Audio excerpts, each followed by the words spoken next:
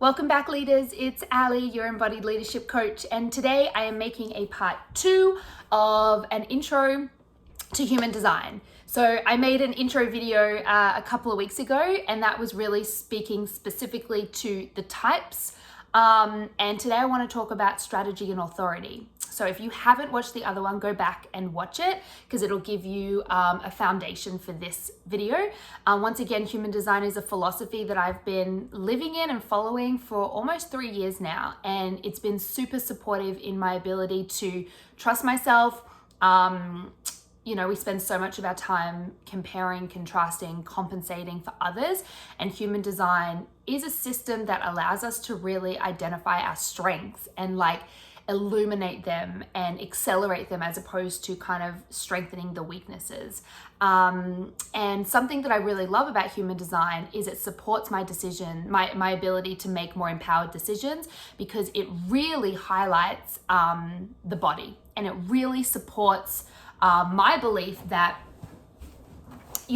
when we start to make decisions from our mind, it's a clear indication that we are moving away from the way that we were designed to make decisions. And the body has all the answers. And that's something that I really have resonated deeply with human design.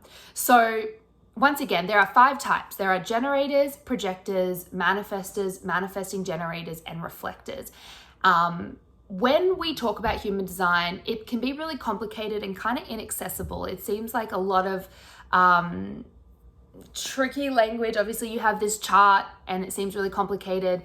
Most of the time, it's just about finding someone that you resonate with who can explain it to you, because when you actually break it down and you do a little bit of research, it's actually not that difficult.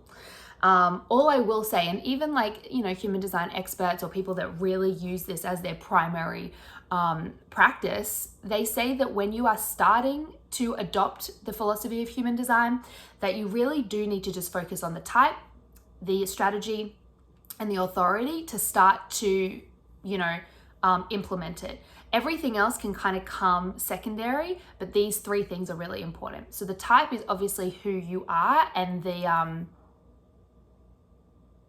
type that you were designed to be. Think about your strategy as the way that you are here to utilize your energy.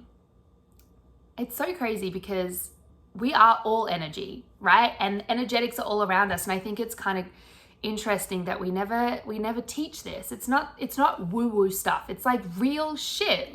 Energy is real. You learn it in physics. And I think being able to sit really comfortably in knowing how to utilize your energy is actually a huge superpower. Because like I said, when we see someone else doing something some way and using their energy one way, for instance, being a go-getter or putting themselves out there, we think that we need to also do that, but that's not necessarily the case. So think about strategy as the way that you utilize your energy, and then authority as the way you make decisions. Now, I don't know them really in depth, but I'm going to kind of give you a little bit of an overview. So generators, 70% of the population or about that, their energy, the way that they need to utilize their energy is to respond. It's a really deep desire within their sacral chakra. And think about it as a yes, no, kind of does this excite me? And that's how they need to be operating in the world. Does this excite me? If it doesn't, then we shouldn't be, we shouldn't be going after that opportunity. And that's a really beautiful way to use your energy. You can just go around responding to stimulus, responding to opportunities with a very much does this light me up? Yes, no. Projectors. We are here to wait for the invitation. Now, this has been super tricky for me because I am such a go-getter, but because, as the name suggests, we project, we see other things, and we look outside of ourselves. And because we normally have a lot of the answers, we need to be recognized. We need to wait. We need to be, we need to sit back and be offered the opportunity in our energy to share our perspectives. I've been practicing waiting for the invitation for a really long time, and it's difficult, but I feel like I'm starting to get there. Manifestors are here to inform. So like not the same as like generators. In generators are here to like just respond, yes, no. Manifestors actually here to be like, this is what I'm doing. This is what I want to do. This is what I think you should do. It's like very much informing other people. That's how they should use their energy. Very authoritative. Not here to be told what to do, which can mean that their energy is really intense and sometimes a little bit like, you know, repellent. And then reflectors, manifesting generators have the energy of a generator. So they also respond. And then reflectors are here to wait for this, like they're part of like the lunar cycle. They need to follow the lunar cycle, so a 28-day cycle. So authority is how we make decisions, and there are quite a few different authorities, and you can be one type with one strategy and have the same authority as a projector or a manifester. So there's a sacral authority, which is making decisions from your gut. There's an emotional authority, which is really riding the wave of an emotional cycle and waiting like 24 to 48 hours before making a decision. There's a splenic authority, which is intuition. And it's like this fleeting little like light bulb of a feeling within like, you know, the spleen. There's self-projected authority, which is having to speak to other people about it and bounce ideas off each other.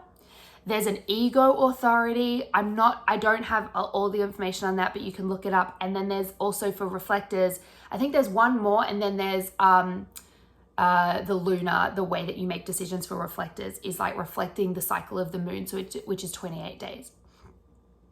So, you know, I'm not like really knowledgeable of it. I have a really beautiful high level, and I know how to read it, and I know how to extract the strengths for someone if I'm doing a reading. I do incorporate human design into my coaching because it's helped me. And essentially I've coached myself, which is why I became a coach.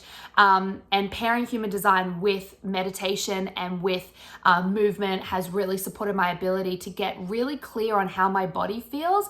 As soon as we start to weigh up the pros and cons, analyze, speak about our thoughts to someone else as a way of getting validation, it's a really clear indication that we have lost touch with the way that we are naturally and primally, I don't think that's a word, designed to make decisions.